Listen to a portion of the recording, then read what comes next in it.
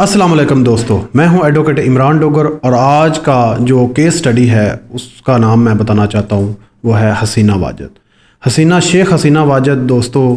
شیخ مجیب الرحمان کی صاحبزادی ہیں اور تقریباً 30 سال سے گائے بگائے بنگلہ دیش کے اوپر انہوں نے حکومت کی اور آج کل وہ انڈیا میں مقیم ہیں۔ لیکن میں کیوں یہ کیس سٹڈی آپ کے ساتھ ڈسکس کر رہا ہوں؟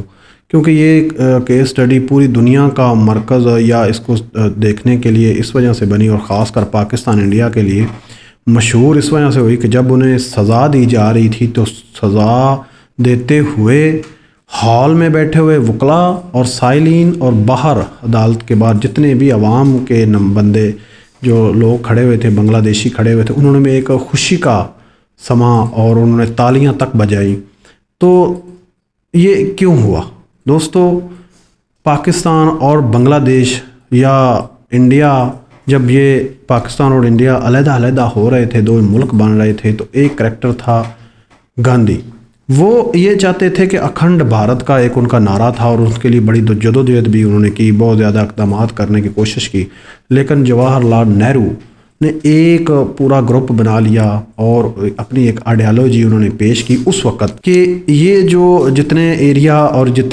جو لوگ پاکستان میں جا رہے ہیں، یہ جس نعرے کے اوپر جا رہے ہیں، یہ کبھی پورا نہیں ہو سکتا، یہ خواب کبھی شرمندہ تاب نہیں ہو سکتا۔ کیونکہ انہوں نے اپنی ایک آئیڈیالوجی بنائی اور ان کو ان فیکٹس کے ساتھ ان کو اس وقت سمجھایا بھی، اور جس کے بعد وہ ٹیم اس بات پہ ایگری ہو گئی کہ یہ ان علاقوں کو کینسر زدہ کہہ دیا گیا۔ دوستو کینسر ایک ایسا لفظ ہے جس کو سنتے ہوئے ہی پتہ چل جاتا ہے کہ وہ علاقہ، وہ جگہ، وہ جسم کا حصہ جس کو خون سپلائی نہیں کیا جاتا یا نہیں ہو پاتا، تو اس میں اندر ایک ایسے جراثیم پیدا ہو جاتے ہیں کہ وہ علاقہ بڑھنا شروع ہو جاتا ہے، وہ ایریا بڑھتا ہوا انسانی جان کے لیے خطرہ بن جاتا ہے۔ تو ڈاکٹر جو ہی پتہ چلتا ہے تو ان کو کاٹ دیا جاتا ہے تاکہ دوسرا حصہ محفوظ کیا جا سکے۔ دوستو اسی طرح سے جواہر لال نہرو نے اپنی ایک گروپ کو، جو ان کا پسندیدہ گروپ تھا، ان کو یہ آئیڈیالوجی سمجھائی کہ جس نعرے کے اوپر پاکستان بننے جا رہا ہے یہ کبھی پورا نہیں ہو سکتا۔ اس وقت جو گاندھی صاحب تھے وہ تو نہ مانے، لیکن دوسرے ان کے جو بڑے بڑے ان کے رہنما تھے وہ مانے اور پاکستان اور انڈیا کی ڈویژن ہو۔ اس کے بعد دوستو ہم آج 76 سال بعد اگر دونوں ممالک کا ایک تقابلی جائزہ لیں تو دوستو ہم نے کیا پایا کیا کھویا؟ ایک طرف پاکستان ہے جو کہ اپنے شروع کے دنوں میں تو ناکامیاں انہوں نے سمیٹی، ساتھ میں آئین نہ بن سکا، پاکستان میں رول آف لاء کی اتنی ناکامی ہوئی کہ حکومتیں دن بہ دن چینج ہوتی رہیں۔ وہ سارے مسائل آپ کو پتہ ہے، کس طرح سے ڈکٹیٹرشپ آتی رہی، اور ایک دن ٹائم یہ آیا کہ پاکستان ہی ٹوٹ گیا اور دو ملک بن گئے، بنگلہ دیش بن گیا دوسرا ملک، جس کو فوراً تسلیم بھی کر لیا گیا یا بعد میں کر لیا گیا۔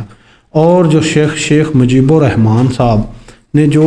بنگلہ دیش کی عوام کے لیے نعرے لگائے تھے کہ یہاں پہ رول آف لاء ہوگا، ہم ایک آئین بنائیں گے، سب کے لیے مواقع ہوں گے، وہ وہاں پہ بھی نہ کر سکے، بلکہ ان کو بہت ہی جلد ان کو قتل کر دیا گیا ان کے بچوں سمیت، اور شیخ حسینہ واجد پیچھے رہ گئے۔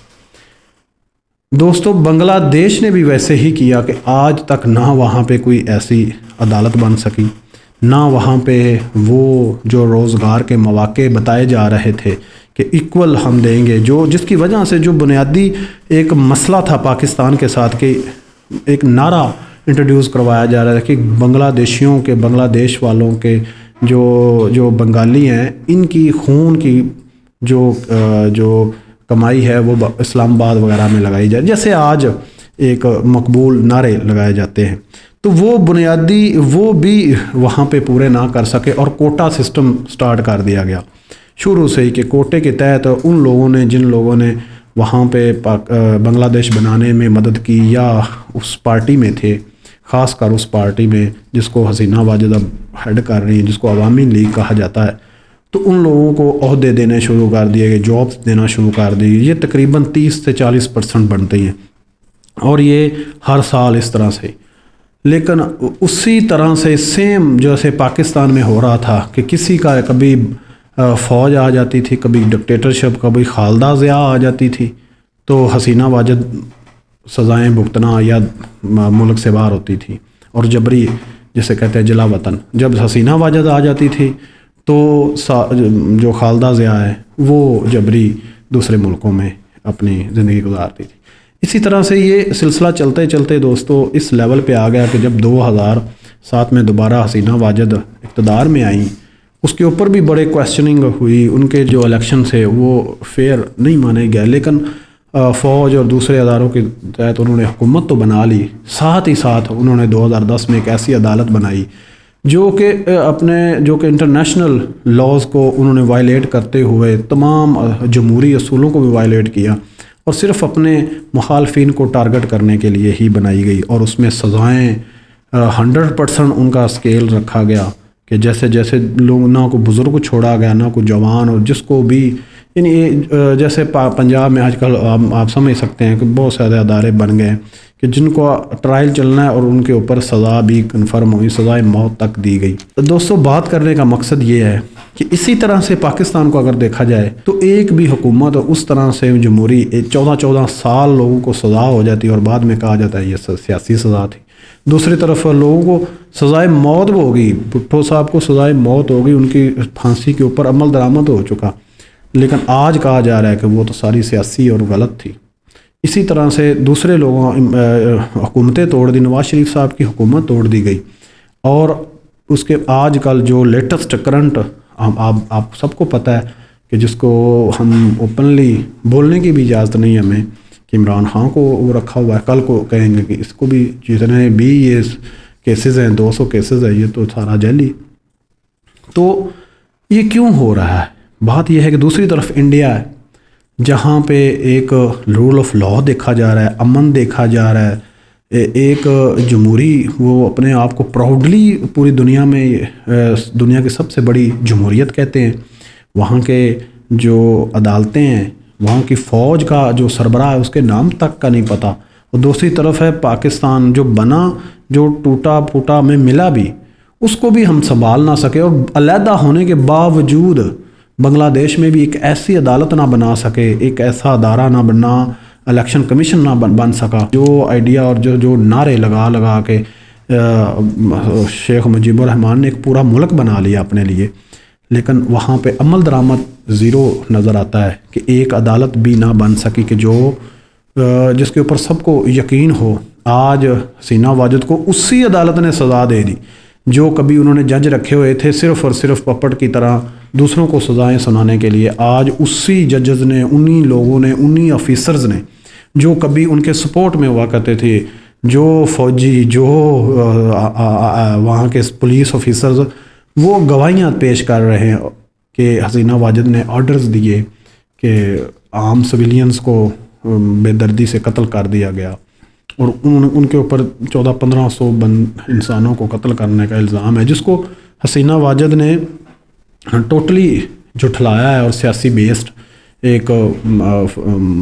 فیصلہ قرار دیا ہے، جو کہ عام طور پہ کہا جاتا ہے اس کے اوپر آگے بھی۔ لیکن میں جو بات بنیادی طور پہ کرنا چاہتا ہوں کہ کیا ایسا معاملات ہے، کیا ہم نہرو کی وہ آئیڈیالوجی کی طرف بڑھ رہے ہیں کہ 76 سال گزرنے کے باوجود ہم لاز جو بھی بناتے ہیں وہ صرف اپنی حکومت کو طول دینے کے لیے؟ آج تک انڈیا جیسا الیکشن کمیشن کیوں نہیں بنا سکے؟ نہ پاکستان بنا سکا، نہ بنگلہ دیش بنا سکا، نہ ہم انڈیا جیسی عدالتیں بنا سکے۔ آج تک انڈیا کے کورٹس کے جو فیصلے وہ ہم کوٹ کرتے ہیں، ہم پڑھتے ہیں،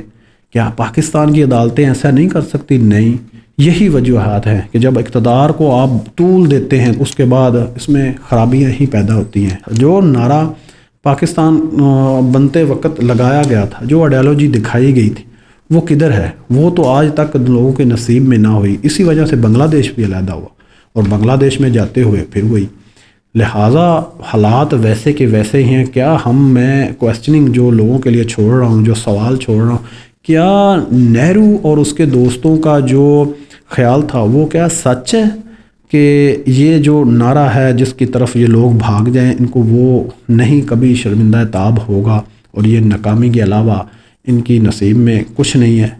کیا یہ ہے، یا ہم نے کوئی تاریخ سے سبق سیکھنا ہے؟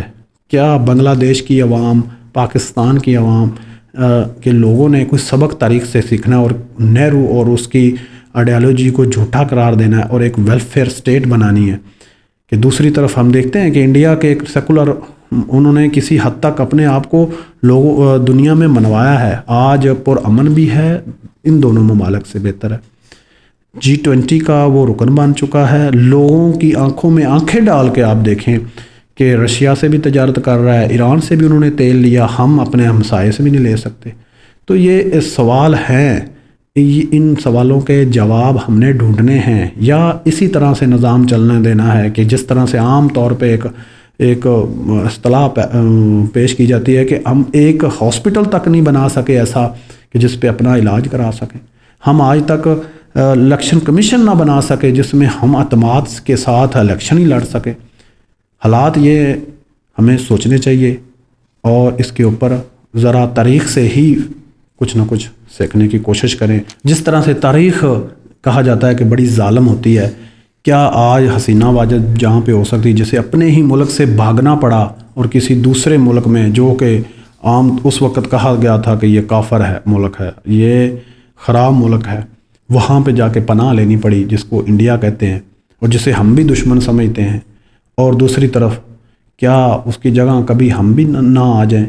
اس کے لیے سوچنا چاہیے. اپنے ہمارے حکمرانوں کو، ہمارے جو کرتا درتا ہیں، کم سے کم یہ خالدہ ضیاء سے ہی سبق سیکھ لیں، یہ حسینہ واجد سے ہی سبق سیکھ لیا جائے اور اپنے جو رول آف لاء ہے، جو قانون ہے، اس کی شکل بہتر کر لیں، جمہوری نظام کو مضبوط کر لیں. یہی بنیاد ہے کسی ملک کی ترقی کی. یہ کس طرح سے سمجھایا جائے؟ ہر بندہ اس کے اوپر بول رہا ہے کہ جس دور میں، جس نظام میں قانون صرف طاقتور کی چھڑی ہو، وہ معاشرے کبھی ترقی نہیں کرتے. جو آپ لاز بناتے ہیں اپنے لیے، اپنے مفادات کے لیے، ان ملکوں میں کبھی انویسٹمنٹ نہیں آتی. ان ملکوں میں کوئی انویسٹمنٹ کیوں کرے گا؟ کیوں؟ کل کو کسی کو اگر ہم ٹپ نہ دیں گے، کسی کو کمیشن نہ دیا جائے گا تو قانون ہی چینج کر دیا. اور آج کل پاکستان میں نعرے لگ رہے ہیں کہ ہم قانون ہی چینج کر دیا کریں گے. آج ہم نے یہ کیا تو کل کو ہم یہ بھی کر سکتے ہیں کہ ہم فنڈامنٹل رائٹس کو ہی دوسری طرف لے جائیں کہ یہ فنڈامنٹل رائٹس نہیں، کوئی اور ہیں. ہم الیکشن کی جگہ ریفرنڈم کروانا شروع کر دیں. ہم آج پاکستان میں جو قانون لاگو ہے اس کو چیلنج ہی نہیں کوئی کر سکتا. جو پارلیمنٹ بنا دے گی اس کو کسی جگہ پہ چیلنج ایبل نہیں ہے. اب بتائیں دوستو کہ ایسے معاشرے کیسے ترقی کر سکتے ہیں؟ پھر خالدہ ضیاء ہو یا وہ حسینہ واجد ہو، وہ نواز شریف ہو، وہ آصف علی زرداری ہو، وہ ذوالفقار علی بھٹو ہو، عمران خان ہو، ان کو سزائیں ہی ہونی ہوتی ہیں یا انہوں نے بھگتنا ہی ہوتا ہے اور کچھ نہیں ان کا فیوچر ہو سکتا. لہذا اپنی عوام کے لیے، اپنے ملک کے لیے ذرا تو سوچئے. Thank you.